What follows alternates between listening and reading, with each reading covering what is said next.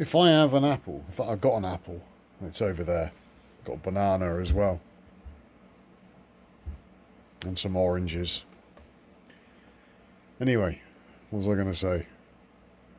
If I had an apple and it's a natural apple, or a banana, an orange,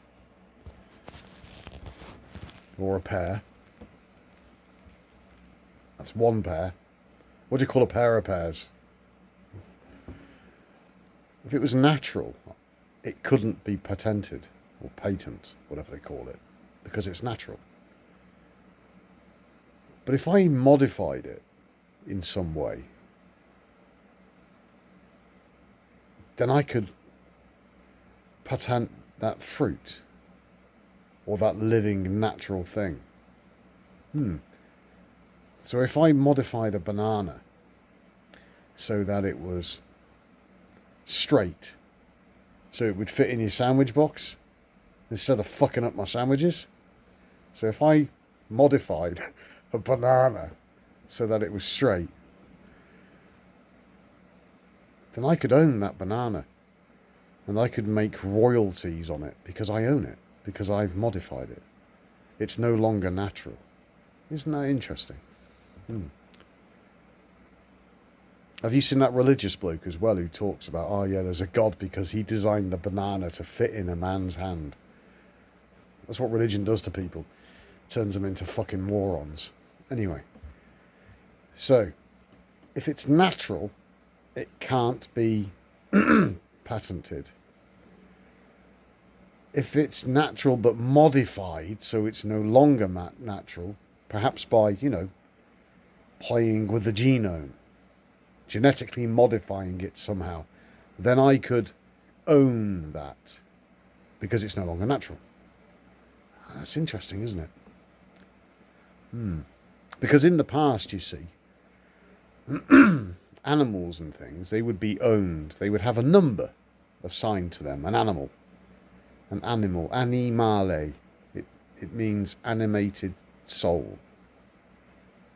And that animal would have a number. You see cows and pigs and they have that tag in their ear. And that animal would have a number. That animated soul would have a number.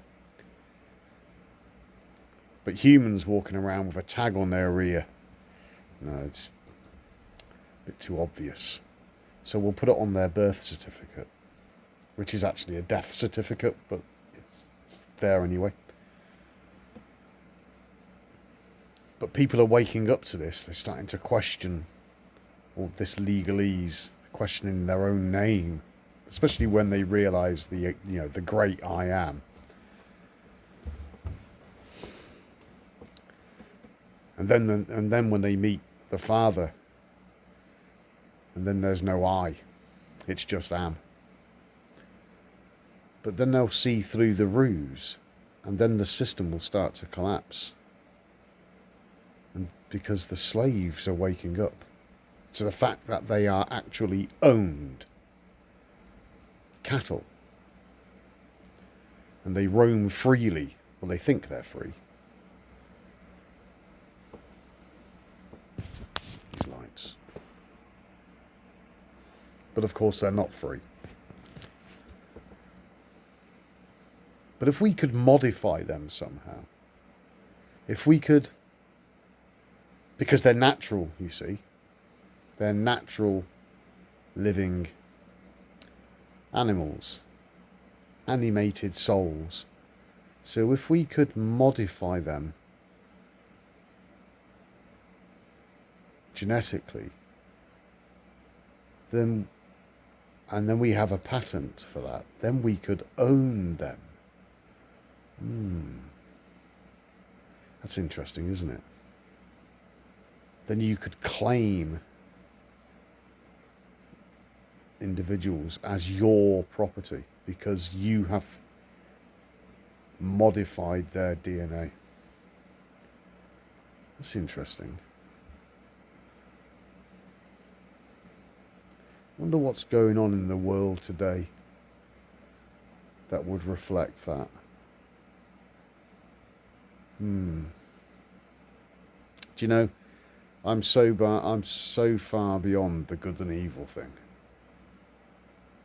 If people are so ignorant to their own nature, their own essence, if they're ignorant of what's real, and they choose to follow the edicts, dogmas, narratives of man, meaning the ego, I've got no problem with that. Got no problem with that at all.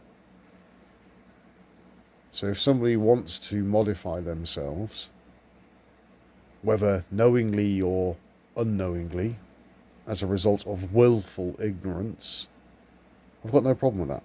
Absolutely none. Have at it. And those that say, no thank you, I've got no problem with that either. Because the way I see it, I see the spirit sorting itself out,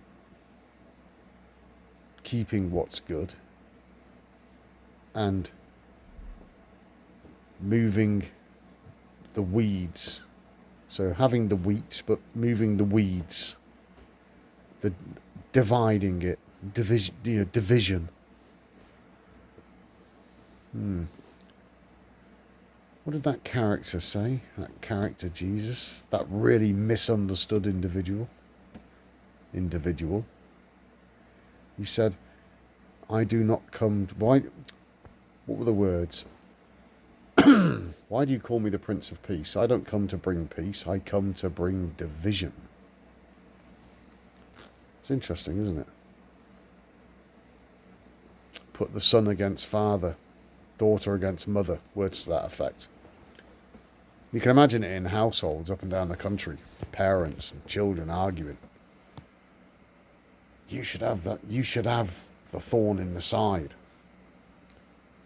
And no, I don't want the thorn in the side.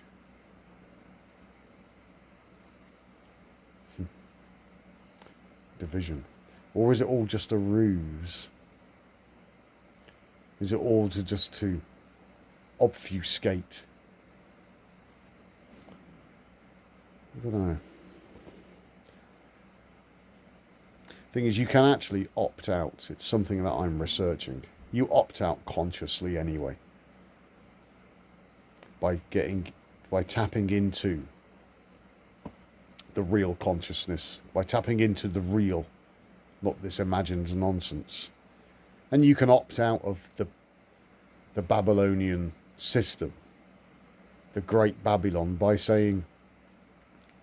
looking into their laws and understanding it, and then rejecting all their bureaucratic nonsense, the Phoenician shite. But that's just too distracting. You will find that you'll be filtered out anyway.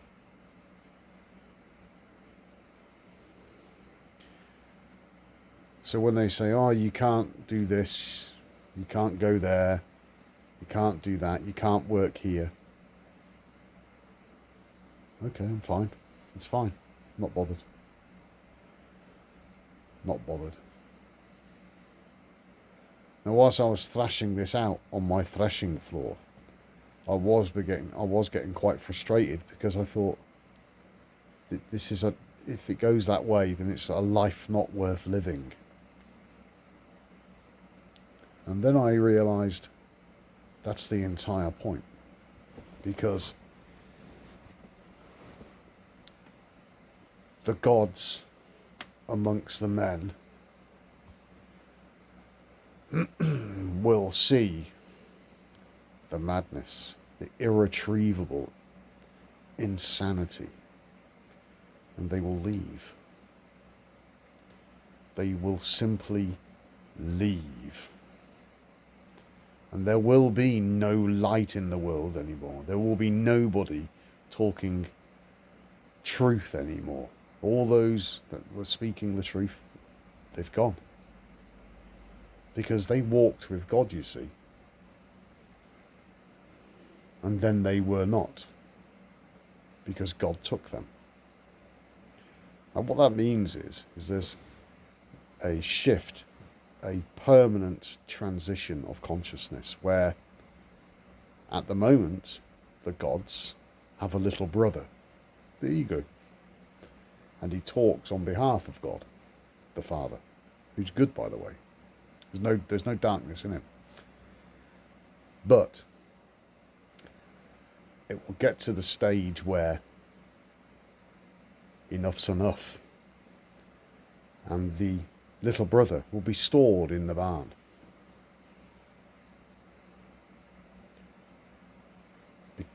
And the gods will leave. This is what they call the rapture, by the way. And it's not about being sucked up into the sky on a beam from a spaceship or anything silly like that. It's about the ego, the persona, which means mask, being just put away, just for a little while, just for a short while. And then the real spirit, the real... It's bloody lights.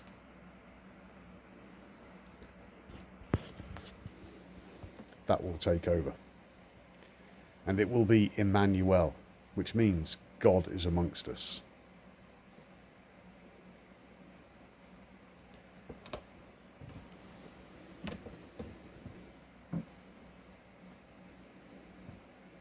Interesting, isn't it?